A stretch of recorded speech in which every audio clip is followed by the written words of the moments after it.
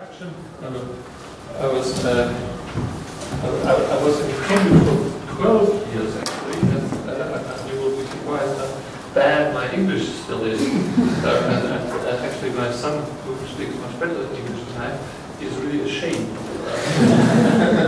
that low level of achievement. And I'm afraid to say that since we moved back to Germany, to Berlin, it's deteriorating further.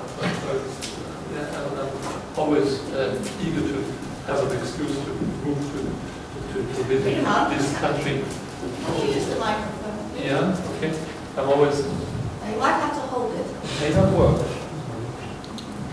If it was switched off, it might not.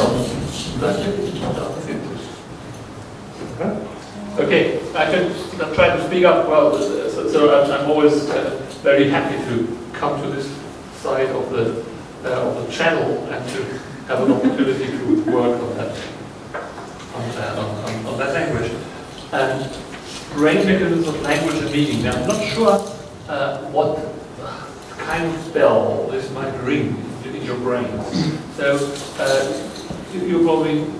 there are probably not too many linguists among you, not many who have a strong background in neuroscience, or who has a background in linguistics, if I may ask, and who has one in neuroscience. So that's not looks much better. Okay, so let me just start at a very basic level where we ask questions about the relationship of language and the brain. What are the brain mechanisms for language and meaning processing? This is one of this is the major question that motivates my research and that of my closest colleagues. And there are answers to this question, and the answers are of this sort. They are 100 years, 150 years old. The theories say, well, the brain is a complicated device, but there are two centers within the brain that are concerned with language, more a center for production of words and sentences, and for speech, and one center, a module, kind of autonomous system for language comprehension and perception. Yes, and this has been called the motor language center and the speech or speech production center, or the speech perception and comprehension center, or the acoustic language center, therefore the A and the N, motor and acoustic originally. And there's also the B center, well, the status of that is more discussed, so when there's a single center, not so clear. So researchers have argued that this B is actually a very widely distributed thing, and this is actually where the concepts are located. So the idea had been there are three more or less autonomous processes. They speak to each other to a degree, but in principle, one machine is dedicated to acoustic language comprehension, perception. One is motor production and language use, speech and motor language process, and one is called the conceptual stuff, the meaning center. Right. They would be seen to be, again, to a degree autonomous. Well, if one asks which parts of the brain are important here, well, the tail of the doctrine, or actually the well-founded statement is that this is the language cortex. Why is it the language cortex? Well, the why. Note the use of the word why here. You can use the word why to ask for cause, the reason. You can use the word why to ask, well, what's the evidence? And in this latter sense, we can say, well, why is this the language center? Because a lesion here, a lesion there, a lesion here, or here in the front, this is would normally lead to a problem with language, an aphasia, aphasic language deficit. So these poor people suffer from stroke and are unable to speak, and at the same time have problems understanding language usually too. Some of these aphasias are more production focused, so they have a lot of problems speaking, kind of say a whole sentence, but only pieces of words, sometimes only single words one after the other. But understanding is still relatively intact, and others, in other aphasias, the problem is to understand really, and they can still produce some output in language, but the output is kind of deranged. You would not always understand what they mean, and so on and so forth. And this had motivated. And then there's a degree of correlation between the lesions here in the front, in the inferior frontal cortex, and this production-focused aphasia, and the lesions more here in the back, in the superior temporal cortex, and the more receptive language deficit, where the understanding problem is in the foreground. Note, however, that those aphasic language disturbances are usually multimodal, so they always have a problem with production and understanding as well. We call this the perisylvian language cortex. Why? This is called the sylvian fissure, and what is around the sylvian fissure is called perisylvian, and therefore this whole space here is called the perisylvian region, and among those perisylvian regions, the inferior frontal and superior temporal areas are most important for language. Why? Because of aphasias which are caused by lesions in this area, and in particular the lesions in the left hemisphere, not so frequently lesions in the right hemisphere, that cause these problems. Aphasia. So why does language, but let me ask in a different sense, why does language draw upon inferior frontal and superior temporal perisylvian areas, in the sense that why is it not here, that why is not this area here so important for language, or perhaps this one? Do you have an answer for that? It's close to your ears. It's close to your ears. Close to your ears? Well, you don't speak with your ears. That's true. Well, the ears, in what sense is it close to the ears? Well, your ears are closer to the center of your head than the back. Sorry? Your ears are closer to the center of your head than the back of. But the anatomical location of the ear relative to the brain, why would that be irrelevant? It's a quick path Yes. of information to the processing. And what is the path of information? Accents, neurons, which are But which connection? Where, from where to where do the connections go? It's closer to the motor cortex. Sorry? It's surrounding the motor cortex, so it's easy for speech production. Where is the motor cortex for speech production? Running along the central surface. Which of the areas? Maybe name the color or the name, which is plotted on it. The primary motor and primary valve, A1 and A1. M1 and A1. It's surrounding the motor cortex. Which is the motor cortex? A1 is M1 is the motor cortex, and well, the motor cortex indeed stretches from top to bottom of this central central sulcus. And what is special about this part? Is it where the mouth, the tongue's mouth? This is where the mouth and the tongue is, indeed. Yeah. So we need that. We need that part, the red part here, in order to move our lips and our tongue and switch on the vocal cords and so on. You could say that language is motor behavior, language production at least, and Wernicke's area would be perhaps related to the hippocampus to a certain degree, so you can retrieve knowledge structures. But the question was, why are these areas implicated in language? Indeed, why is it not the I think it's not just hippocampal lesion and not producing aphasia? I agree. But I think it's not just these Wernicke's involved area which are connected by the active fistulus, but there are other areas in language production as well. So the visual cortex might be, especially the left inferior temporal cortex, is related to language retrieval when it comes to semantic knowledge.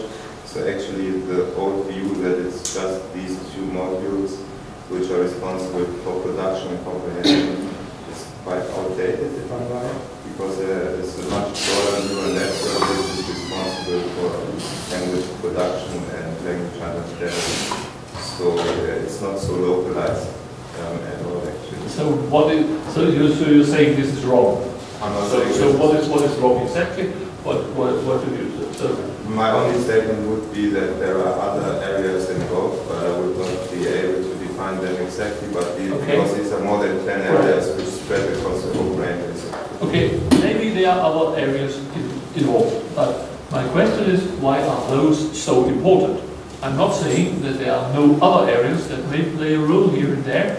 My question is, why are those of great importance, and why would the lesion here or there produce such an aphasia, such a massive language deficit? One may even find that a lesion here has some nitty-gritty little influence on language, behavior, or understanding. But this is not my question. My question is why is there a massive problem if the lesion is here, and a massive problem if the lesion is there?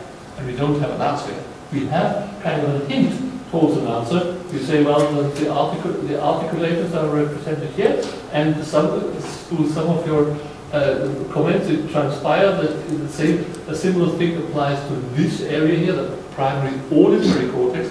That's indeed not close to the ears, but the cables from the ears would actually arrive directly here. So if we hear something, then we have lots of neural activation here in this area, maybe in other areas too. But this is absolutely important and necessary to hear to hear appropriately. So still, back to the question. Well, why these areas, any other, and why are the others, if they are not irrelevant, that's not what I'm claiming, that the others are all irrelevant, I'd say that these are most important, and my question is, why are they so extremely important and more important than the others? No answer? No further suggestion? Well, the answer was good about the primary motor cortex, primary auditory cortex. However, we still have a huge set of areas around those primary areas that are not explained. So how can we explain all that? Well, at least let me try to make a point here. We could go back to think about what we know about neuroscience, about brain science, and think about the principles and basic facts from neuroscience that could guide the theorizing. Well, if you look at neuroscience, the field of neuroscience, of course, there will be hundreds and thousands of possibly relevant facts. The basic neural level, calcium channels, synapses, and spine. We want to, well, in principle, everything might be relevant. I would still say that two principles stick out in being extremely important, and I think they are very good because they help explain quite a lot. One of them is the type of learning that takes place in between neurons. The synaptic modification is guided by rules, some of which have been called Hebbian learning rules, and basically, going back to Hebb and others before him, is that if nerve cells that fire together would also wire together, would strengthen their connections if they have one in the first place. We speak of long-term potentiation and similar physiological terms. We also know that the opposite is true. If two neurons fire independently of each other and they have a connection, this connection will weaken. This is something called anti-Hebb learning. And together these principles would imply that the correlation of neuronal activity is somehow mapped into structure, into the strength of the connections between the nerve cells.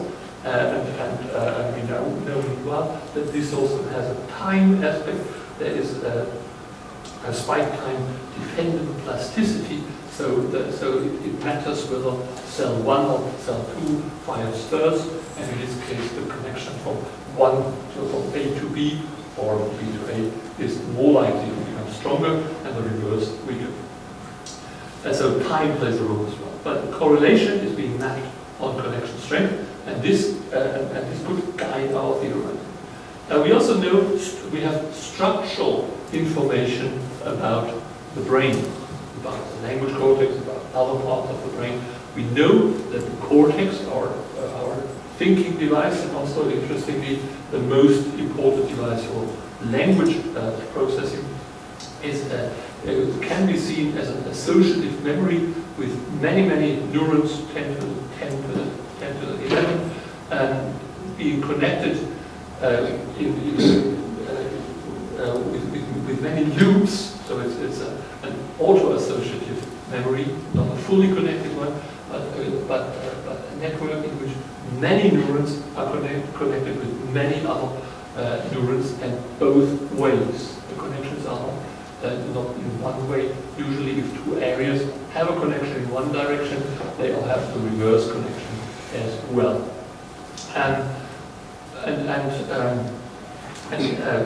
we know that in this network of neurons, this huge 10 to the 11 neuron network, there are many connections, and these can be long distance. So they can go from occipital cortex at the back of the brain to the frontal, to the most frontal part of the frontal cortex. And this tells us that even if two neurons, or a set of neurons, they are very widely dispersed, and the pairs of neurons are very far apart, their correlated activation could nevertheless produce some strengthening of links between them, because there are very long distance links.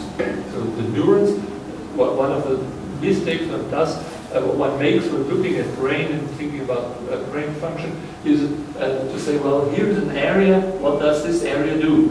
This is probably the wrong way to approach the brain. We know that there are these long distance connections, so the neuron in the frontal cortex can speak to the one in the occipital cortex, and there may be a functional unit that has frontal and occipital members. So, and this has been proposed by exactly the same puzzled head, saying that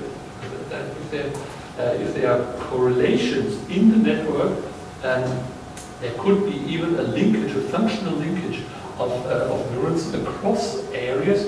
He spoke about different areas in the visual system, and Joachim Fuster and others have extended the idea to frontal temporal and frontal parietal connections, and cell assemblies. Cell assembly is the term. So distributed circuits that would actually have neurons as members that are housed in different parts of the brain. And Giacomo Rizzolatti, who discovered mirror neurons, actually proved with a very fact of these mirror neurons. Who knows what mirror neurons are? And who doesn't? He proved that actually there is a link between motor and sensory systems in the brain that is of great functional relevance. A mirror neuron is a neuron in the motor system, in the premotor cortex usually, and other they have been discovered in other brain areas as well. And as a neuron in the motor system that would actually respond when the animal, the human, performs an action, but also when the same individual perceives someone else performing the action. So if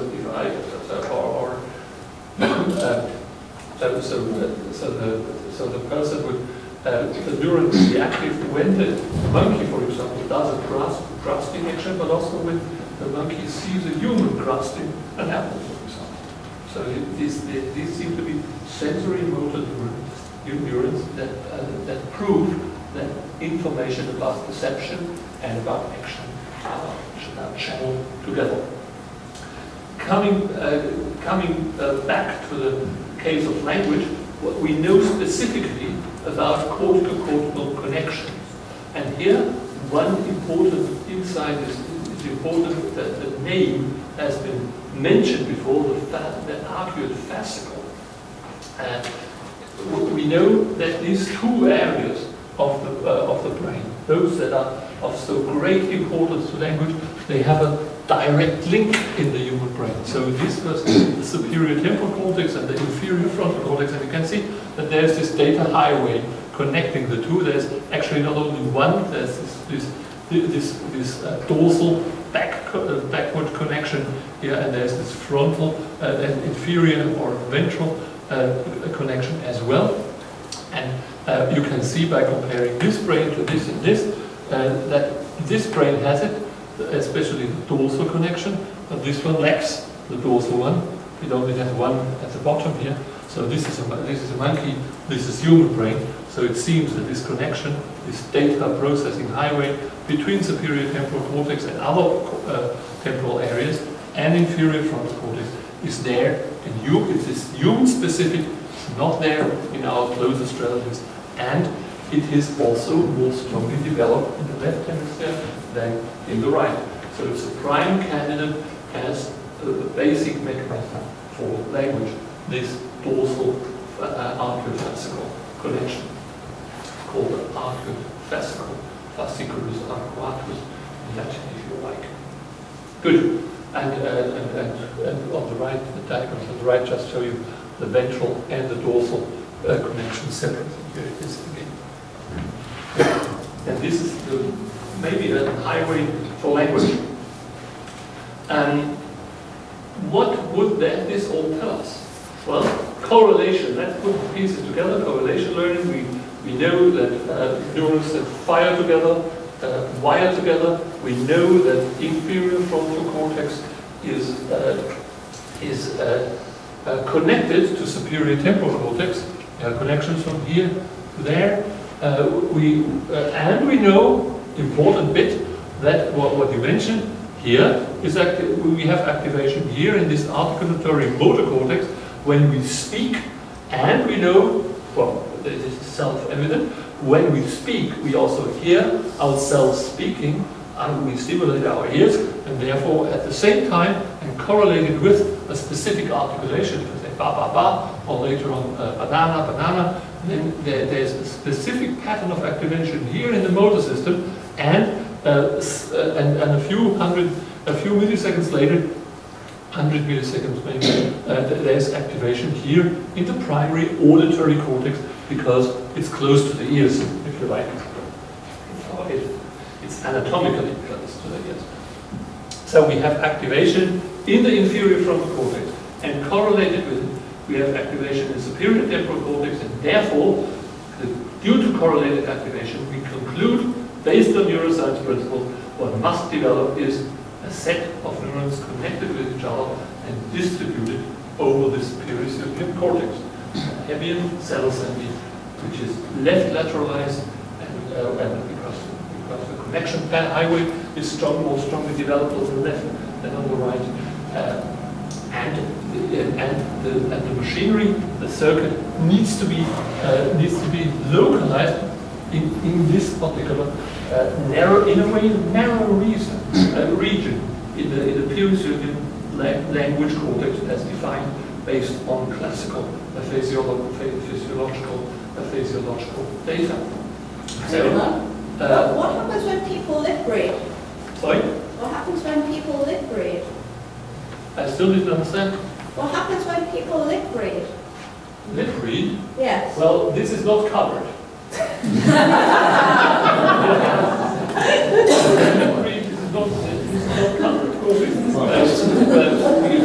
This is the first step of language learning.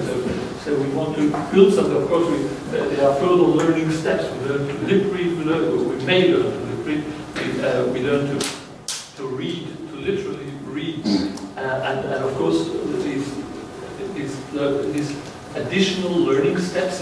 It's clear what needs to happen. Of course, in the case of reading and lip reading, trivially, there's activation in the visual system, which correlates with the ba ba ba. It's a particular visual pattern. It arrives where in area 17. So this is close to the eyes. Actually, it's the opposite side of the head from the eyes, but the cables from the eyes directly reach through subcortical structure switching stations. They reach area 70, primary visual cortex, and so we may have waves of correlated activation with the spoken words if we learn to correlate the sounds of the words and the visual patterns that correlate with them, which also draw upon visual areas. Right. So we may say that this correlation is maybe not as high as the correlation between our productions and the input we produce for ourselves, because we can hardly produce a word without hearing it. Well, under very special circumstances you can think of that, but you can frequently hear somebody speaking without seeing the person. So the correlation is probably better for this type of network, but there may indeed, as you correctly hint towards, there may be an appendix stretching into the visual system, which actually links the word into the mouth, the lip reading pattern. Right. And we now, as we speak about it very loosely and say, well, there might be some correlation between sensory and motor activation and maybe type of network being built. We can put this in a formal model, and we can investigate this. So we can just imitate this part of the brain, ignoring the lip reading and the visual cortex and many other parts of the brain, but just to do this, to focus again on this core language cortex, and we can say, well, we have these 6 areas here which we can very crudely divide. And the primary motor cortex, the premotor cortex, and the prefrontal, inferior prefrontal cortex, the primary auditory cortex, the auditory belt around it, and the auditory parabelt, which again is adjacent to the auditory belt. And we can imitate this in an artificial network. We can say, well, okay, here's our motor cortex, primary cortex, premotor cortex, prefrontal, and then we have the oculofascical link and the ventral link as well between these. Well, actually, but the connection, of course, do not care about whether they are either dorsal or ventral. That they are just connections. Therefore, the network doesn't need to distinguish between them. But of course, we as humans would have very strong connections here between prefrontal and auditory parabelt areas. But the monkey would have very weak connections here because the monkey would only have the ventral little connection. So we couldn't do this kind of experiment, simulation experiment with a monkey model, actually. So and here we would have the auditory areas with the primary auditory cortex. Now, model centristic, we could say, well, our model simulates this perisylvian language cortex, or a small part actually of the brain only, but maybe it's still a start. And within the model, we could say that these areas are in the center. Why are they in the center? Because they bridge between the motor and the auditory system. But there are, interestingly, no strong direct links between M1 and A1. So we need kind of this detour through other areas. That may help you to explain why it's actually why the language regions are actually not restricted to M1 and A1. So there needs to be some, for the patterns to reach each other, other areas need to be involved. Now, the model can turn. We can say, well, let's activate a few neurons here related to the perception of the word duck, and a number of neurons here in the motor system, in the primary motor cortex, which may be seen as correspondence to the production of the word duck. And then we do the word duck, and we do the word banana, and we do the word strike, and we do the word house. And what happens? Well, it happens that neurons are active here are active there, and whenever the pattern of activation is produced in the network, waves of activation run through the network from both sides, back and forth, and now we allow the network to learn according to Hebbian learning rules, and what happens? Well, miraculously, we get a network of strongly connected artificial cells, and actually something like this. Actually, it's much more complicated. It has maybe hundreds of neurons as members, but in a way, we built a cell assembly, a small, strongly connected network, mini network within the network. Yeah, so the big network of 6 areas builds micro networks, if you wish, due to correlated activation. And we can use this then to simulate activation, real brain activation, as we can measure brain activation in neurophysiological experiments. We can put electrodes on the head and measure brain responses, for example, to learn the patterns of words and novel combinations of syllables, so-called pseudo words, and then we see that some brain responses differ in reality, and interestingly, we can even use the network to predict what we measure in the real experiments. Now the story so far, learning simulations using neuroanatomically and neurophysiologically founded neuronal networks suggest that correlated activity and cortical connectivity patterns yield distributed neuronal assemblies. DNAs is a term we sometimes use here, not to mix it up with the DNA in the other sense. And these are spread out over at least inferior frontal and superior temporal cortex, and these networks we assume would carry language or would organize language. And I would like to mention that this is indeed a minimal model.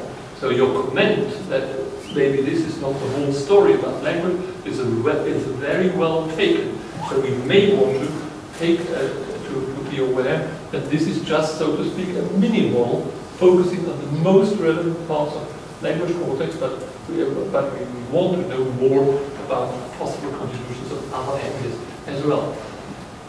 So, and these DNAs are action perception circuits in the sense that they bind information, motor information to sensory information, acoustic information, visual information could be bound into them as well. We made our job relatively easy here, but extended models could fruitfully take account of that as well.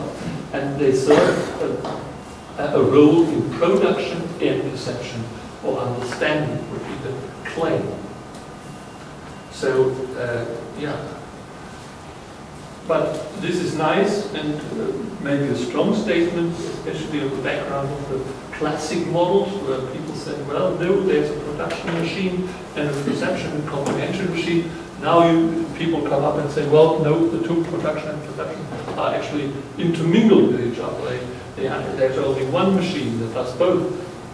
And so you may well ask, is this true, what you tell me? And I think the most important thing you have to learn while you do your PhD here is not to believe your professor. You have to really resist and come up and say, well, here is the language cortex. No, actually, maybe other areas are important too. So this is not maybe they lie to us or be very critical. I think I can only strong this. And I would like you to really criticize me and ask me. And so then maybe I can try to. But the point here is we want critical tests. If we make a nice story, that's one thing, but we want to also test the predictions of competing theories. So the modular theory, if you wish, with the two centers, and theory that says no, the two hang together functionally, and if one is being lesioned, the other function would also be impaired to a degree. And one issue is especially controversial in current research still, and it had been for a long time. In the classic writings, it was always clear that aphasia that is due to superior temporal lesion is a problem, causes a problem in understanding, and somehow a problem in speaking as well, even though the speaking goes relatively smoothly, fluently. With regard to the lesion in the frontal cortex, there was a controversy. Some researchers said, well, this frontal lesion, inferior frontal lesion, causes a problem in production, but it's like if you close the mouth with your hand and hinder somebody from speaking, it's just a production problem. It's not a language systematic problem in understanding as well. And there's a long literature about that. 150 years ago it started, and this year there are a number of publications addressing this issue. There's still no final agreement reached. But the two models would have a very clear opposite statement to offer. Namely, this model would say a lesion here would produce a motor problem and only a motor problem. The model has its own problems with the lesion here, and the fact that the lesion in the understanding center would also produce a production problem, but let's just leave this aside. This model makes the very strong prediction that if the lesion happens here, then also the perceptual activation of the network should be delayed or hindered, or there should be, or maybe if there's a lesion here, some bad activation could be produced, some disturbing error-causing activation could be produced that also influences the temporal, the remaining machinery. So the functional interaction here makes the prediction frontal that the frontal cortex does not only play a role in perception and understanding, but also that it has a causal influence. Let me put this again. Once again, more clearly. So for this question, are there action perception circuits to the perception machinery, comprehension machineries, and the production machineries functionally hang together? We would need to ask: do inferior frontal and motor areas become active in language perception and understanding? And is there a causal influence of motor system activation on language understanding? And this is an interesting topic, and where we have done research in this direction. For example, having our subjects now in the lab and doing fMRI experiments with them. And then in these fMRI experiments, we had them do movements with the lip and the tongue. And you see that with the lip and the tongue movements, we see activation in the motor system at different sites. Further up or further down. The lip is high, the tongue is down. Green is the tongue. Now, interestingly, when our subjects were asked to articulate, silently articulate speech sounds, we also saw this difference. So there was a higher up activation for the lip-related sounds like b and f, and for the tongue-related sounds like t and d. There was the activation further down, nicely separated. Now, most interestingly, we did the same thing also in a speech perception experiment, where our subjects just lay there and listened to the stream of biphone syllables, starting with a B or a lip sound, or tongue sound. Linguists call them bilabials or alveolar phonemes. And we saw a degree. I'm not sure whether you see this clearly. Here's a little bit of green, a little bit of red, and statistically just came out significant. And we could argue that it's exactly the, and with the region of interest approach, we could actually prove that it's actually the same regions that are differentially active in the perception process as they are active in the production process as well. So, one point for the cell assembly model, because the cell assembly model would say shared processes in perception and action, and they would also involve, perception would involve the motor system. Now, as it happens in science, you have people who think differently from your opinion, and colleagues came up and said, well, isn't it possible that this activation just comes out for fun, for example, or that it has just no real functional contribution? It happens there as a type of overspill. So I hear it and activation runs to the motor system, but so what? It may not cause anything. It may not have a further consequence. Well, what could you do in order to address that? TMS. Indeed. And so you would want to find your tongue locus and your lip locus, and you want to shoot at that with something, with a device that specifically stimulates either tongue or lip areas, and you want to produce a causal change, a functional change in these regions, and you could then watch whether this functional change has a consequence on speech perception. And what we did together with my friend Luciano Fadiga in Ferrara, and we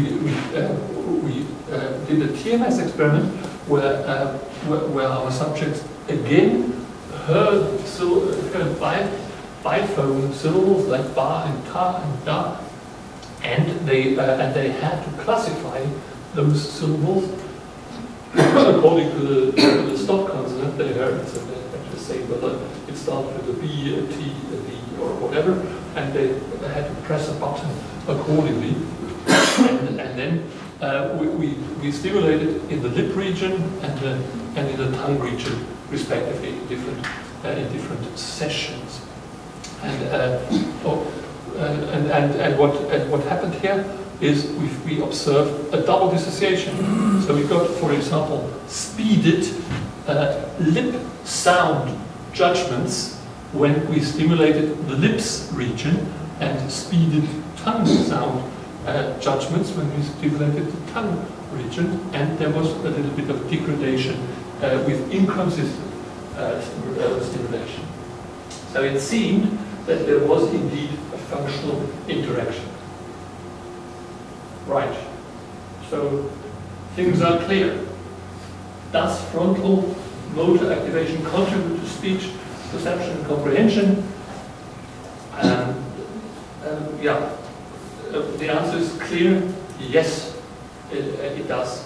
Even if we stimulate this region, we can observe that our subjects have problems classifying, or show a bias in classifying phonemes they just hear, they acoustically perceive as tongue or lip or E and T sounds.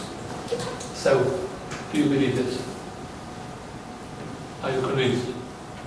Well, knocking out these areas with TMS so they are like temporary lesions, and that would impair the perception. There is one problem with that. If we do the standard repetitive TMS, these regions are very close together. They are 1.5 to 2 centimeters apart. So in fMRI, the most the deep voxel, the most the most active voxel, or more precisely the one with the lowest error probability for activation, those voxels are only 1.5 to 2 centimeters apart. And if we do repetitive TMS to cause a lasting inhibitory effect, then we always experience irradiation. So these functional influences are not so focal. We haven't yet done it, but we've tried that in previous experiments that we were usually not so successful with reflective TMS, and the best explanation for that is the irradiation effect, which has been documented in many experimental contexts. So that could be tried again with this type of experiment, but maybe the chances to see something are not so high, and if there is a null result, it's not so counted. Because you would expect all the possible. Are you convinced? If you're convinced, then we can go to the next chapter. No, I'm sorry, the time is almost up. Yes, almost. Yeah, anyway. Yeah, maybe I'll speak about me next time then. Are you still left? Well, 5 minutes at least? this is just half now. I want to go on to meaning, and especially to review what other brain areas would actually contribute, because it's indeed, I fully share the opinion that the theory in language morphic is only a small part of the language machinery, so that's a very well taken point. You just said that this session lasts until 11:30. I think so. No, it's Well, 11. Oh, okay, I got it wrong. Okay, unfortunately not. But at 11 there's something speaker that I don't interfere with your program, and there will then be another day. So well, I wouldn't see this as and yeah, and I just can give you the paper and you can read it. Okay. Do you believe me or do you not? Who believes the argument and who is satisfied? The issue is closed. Now we know motor cortex, lateral speech, comprehension. Who believes? There's motor activation. Sorry? And who doesn't? Who is skeptical? And why? I would say there is just preliminary evidence pointing in that direction, so I don't believe it, but I don't say I'm Yeah, but there have been some other groups who quickly came up with their own variation of this experiment. Actually, it fits very nice into the framework of embodied cognition as well. Yeah. So from that point of view, it makes a lot of sense to me because it connects to other paradigms in psychology and neuroscience. So in a way, it was preliminary, but then it was replicated again, and there was some neurophysiological evidence again. But there was also a discussion, a new discussion. The discussion is that it has been suggested that motor processes that are involved in speech production do not directly contribute to speech perception and comprehension. So this is a very a programmatic statement by Sophie Scott in London, and in one of the more theoretical comment papers she wrote. And we are in a discussion with her and some of her colleagues. But more specifically, the Dausilio study, so the TMS study which I just went into, Dausilio was the first author, the one who carried out the experiment in Ferrari. And this study was criticized because he did, or what I can tell you, he used noisy stimuli. So stimuli were overlaid with noise and were difficult to perceive. This was done in order to make the task difficult and to have a chance to see, to make the measurement sensitive. But then some colleagues said, well, maybe this is just if the frontal cortex only kicks in if we are under difficult perceptual conditions, right? So maybe you have to look at the non-noisy case as well. And the more severe comment was, and this is kind of a linguistic, cognitive, experimental comment. Criticism was that a task was used which is of no relevance whatsoever. If we in everyday life we never have the problem that we have that a sound comes in and we have to say whether it's a T or it's a D. We have to understand whether it's a deer or a beer. What we or a barman made to understand whether you want deer or beer. but the barman would not point to a D and a P and a B and a B. The phoneme decision is kind of a very unnatural thing to test. So this is, and one could say maybe what the TMS influenced was actually this kind of unnatural decision process on the linguistic task. Maybe Broca's region, which is a linguistically important region, is important for phoneme decisions, but not for understanding.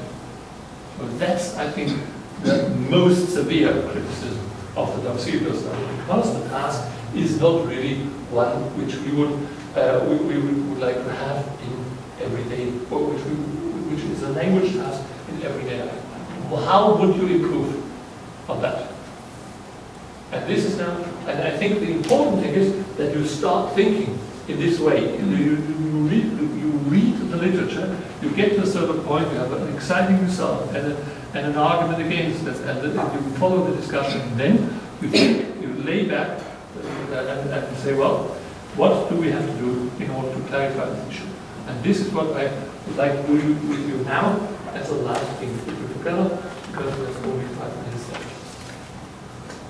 So, please. Well, about the natural phoneme classification task, okay, you can't have them point at the phoneme symbol or whatever, but maybe say what your example that you said here, and something else, and show just the pictures of these two things, and make them listen to the sound or to the word, and just point out which picture corresponds to the sound.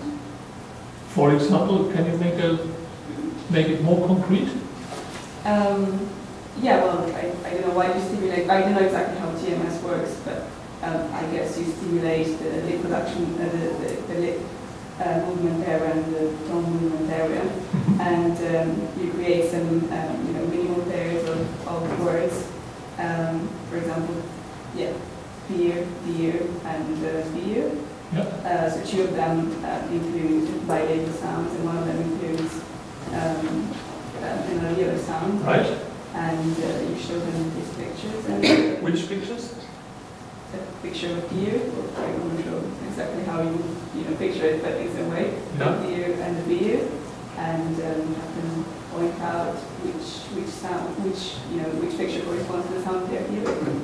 And what would be the task exactly? So they would see the pictures, 2 pictures, one on the left and the right, and then they would hear. Well, if you're stimulating, say, the lip production area, they would hear maybe beer. And hear that. Yeah. Okay. And then they would have to point out in some way the corresponding picture. They have to do this or that. Yeah. Well, click with the mouse. Click with the mouse. Fantastic. Very good idea. Any other ideas? So in this case, the tasks very similar. You note there's a very inspired and very good suggestion. So I'm really happy with your contribution. So this is exactly the type of experiment that needs to be done at this stage, right? So this is a task which indeed focuses on language comprehension. The phonemes are not isolated somewhere in open space, but they are embedded into a word where they make sense. Phonemes, language sounds, are elements that distinguish meaning. So the smallest linguistic elements that distinguish meaning. That's the definition of a phoneme, a language sound. And B and P, and D, and the D and B are phonemes because they are minimal pairs such as beer and deer, and they are different, massively different in meaning, even though the acoustic difference is only minimal, right? And that's one of the advantages of language. So minimal difference can make a world of a difference. And this property of phonemes is being drawn upon in your design, and therefore it's fantastic. And it's relevant for everyday life, for language use. One cannot make the unnaturalistic context argument, because the barman pointing to the pointing on his ordering device after hearing beer or beer would exactly need to point to the symbol for beer or for beer. This is exactly what the guy does when you order your food in the bar. So that's a fantastic proposal. Anybody else with an experimental proposal? A question about methodology. Yeah. I was wondering if has anyone done any intracranial stimulation studies, like in epileptic patients, research or kind of mapping of these regions? Because TMS, of course, you can use it and all that in normal people, but you still have some issues about focality of simulation and that. Right? It's just a methodological issue, right? Do you know of any studies, or are you involved in some studies with some epilepsy centers that can do some research or mapping to see if you can do some of the experiments, while you're waiting to see an epileptic seizure, basically? Yes, there is a lot of work being done on this front, and patients are available for doing it. We have, with the Palmer group, we have done a few pilot experiments with epileptic patients to monitor some articulatory motor cortex activation, but this is all not at a stage where we want to make big statements because of all of it.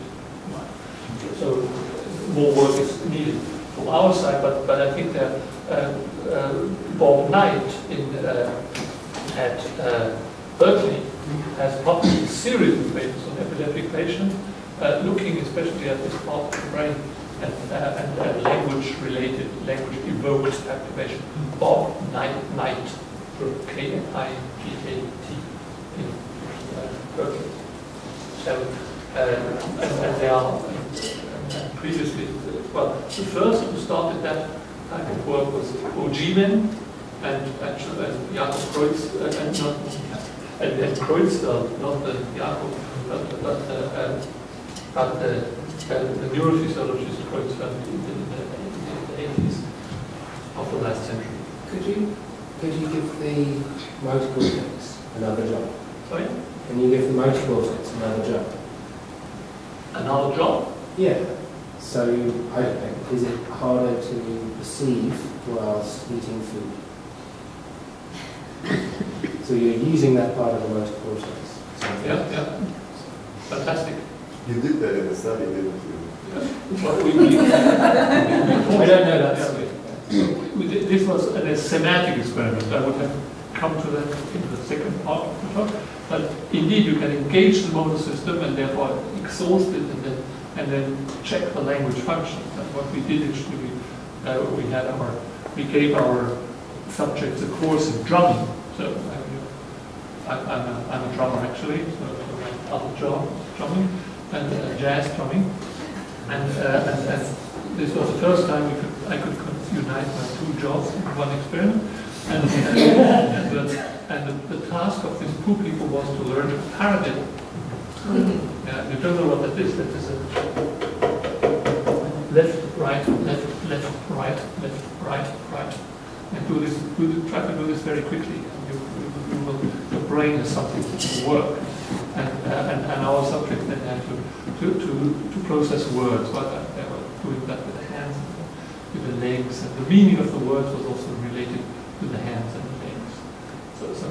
And we found some funny interference effect. But anyway, this is a different story. But it's a very good idea. That's potentially a very good way of going forward. And indeed, there's a recent paper earlier this year in Psychological Science by the group of Jeanette Walker. Thanks, Friedemann. Are there any questions? There's a discussion there, but are you around for a while? Well, unfortunately, my plane is at 5:30 from Bristol. I would need to leave at around So if anybody wants to speak to Friedemann, grab him quickly. Let's take 10 minutes. We'll start again at 11. Giorgio's touch EEG. So have coffee and sometimes talk.